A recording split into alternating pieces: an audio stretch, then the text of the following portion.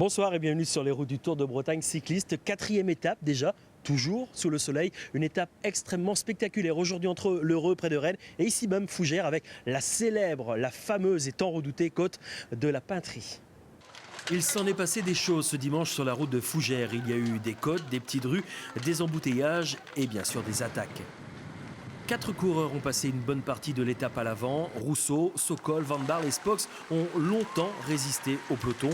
Un peloton et des équipes professionnelles qui ont aujourd'hui encore manqué de vigilance en laissant s'échapper un équipier du leader et un néerlandais bien placé au général. Ensuite, il a donc fallu rouler, abattre du travail et laisser des forces dans cette bataille. À l'approche de Fougères, les choses sérieuses commencent. Les côtes sont de plus en plus rudes et l'écart commence à baisser. Les échappés entrent en tête sur le circuit d'arrivée de Fougères, mais ils n'ont plus que quelques secondes d'avance sur un peloton désormais déchaîné. La première échappée est reprise, dernier kilomètre, 6 coureurs prennent le relais. Il y a là, par exemple, des habitués des attaques comme le Nantais Thierry, le Brestois Bertou, Mathieu Téchette de l'équipe de l'Armée de Terre et le jeune Breton Maxime Renaud. Dans le dernier kilomètre, c'est le regroupement général. Renaud a tout de même gardé quelques forces.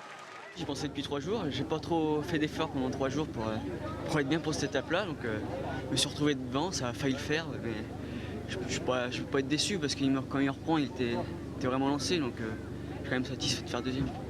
Oui, deuxième place pour Maxime Renaud. Sur ses terres, il est seulement battu par Julian Alaphilippe. C'est revenu tout sur la fin, mais je savais qu'avec le cercle final, il allait y en avoir un peu partout, donc il fallait rester vigilant jusqu'au bout, quoi.